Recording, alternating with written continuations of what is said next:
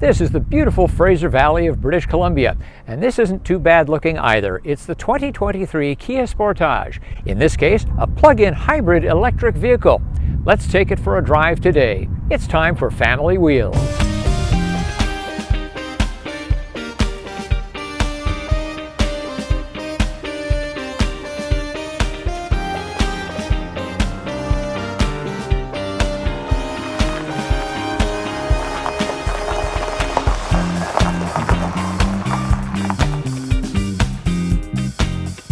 Compact crossover slash SUV, with the exception of pickup trucks, is the biggest selling vehicle in North America. And here we have the bread and butter vehicle for Kia.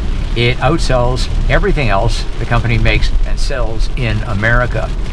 And Kia had, by the way, a record first quarter of 2023. That's January, February, and March. You look at the Honda CR-V and the Toyota RAV4 at the top of the sales charts, and you can see where this vehicle is competing, and I think it competes very well. The Sportage has three powertrains available. Straight internal combustion engine, it's about 187 horsepower, naturally aspirated 4. Then you go to a turbo 4, which is a hybrid electric vehicle or gasoline electric hybrid. Here with the PHEV, we have 261 horsepower combined and a 1.6 liter turbo 4.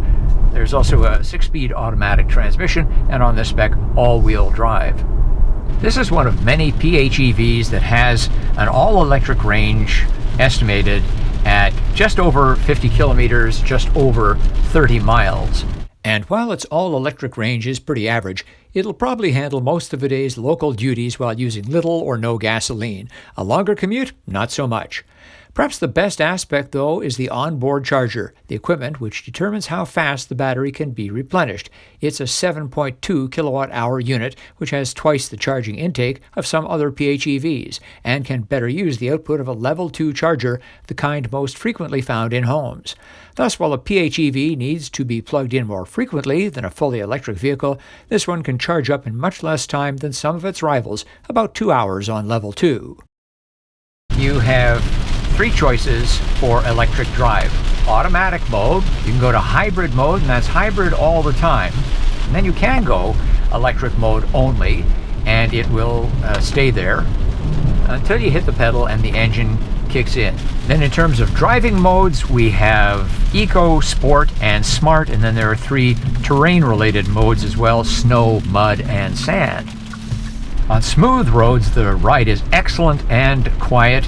As far as handling goes, well, I can put it in sport mode. It's really quite good for a compact crossover slash SUV. We don't really talk that much about handling in this category. These are basically family vehicles, but I like it.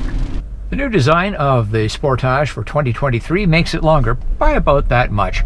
Let's see how it handles our neighborhood bumpy road. Gotta say, for a compact SUV, it really does a good job on the potholes and bumps and speed bumps and the rest. The way the interior of the Sportage is laid out, its ergonomics, just right for me.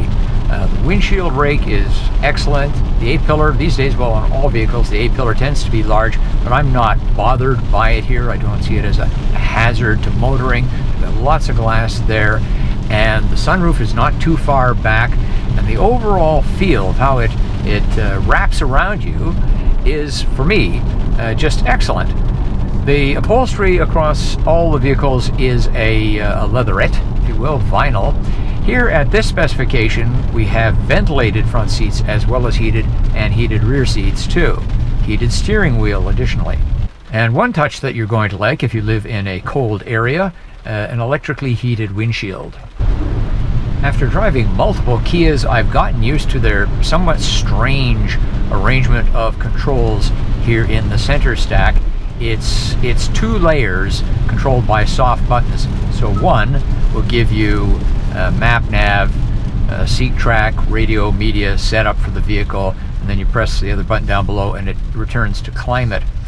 And you can adjust that. You can adjust it to flip back from one to the other after a few seconds. You can set it so that it's always on one and then you pop back to the other. Or you can do what I did, and that is leave it on one of these and then set the very clever Kia, which is also a Hyundai trick, the star button here. And I've set it up on the steering wheel to turn on the audio system.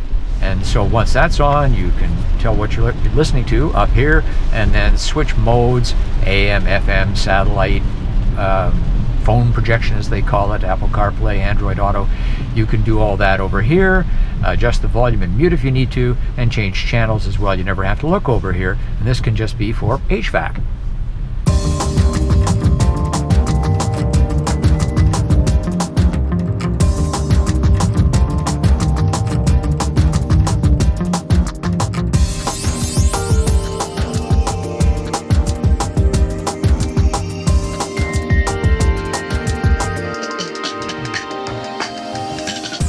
New Sportage passes the Family Wheels child seat test. Behind me, a rear-facing child seat, the kind that takes up the most room. Up front, I'm 5 feet 11 inches tall, 180 centimeters, and there's decent room between my knees and the glove box door.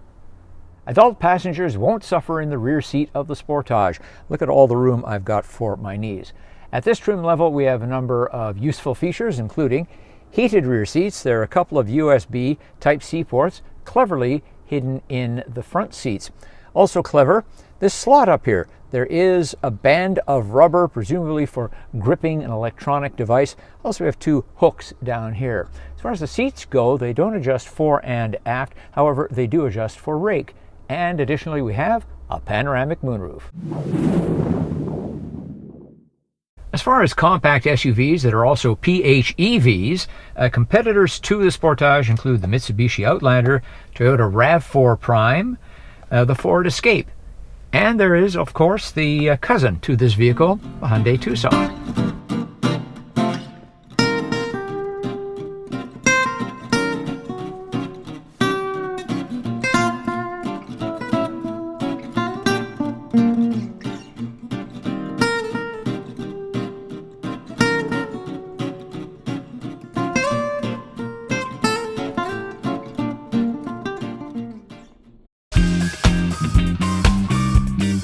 Well, it's a cool and rainy day in Vancouver, so I'm not going outside to wrap up this review.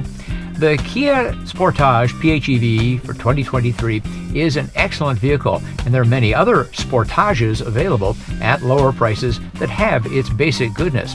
What do you think? Leave a comment. As always, thanks for watching, thanks for liking, and thanks for subscribing. I'm Richard Detman, and I'll see you next time on Family Wheels.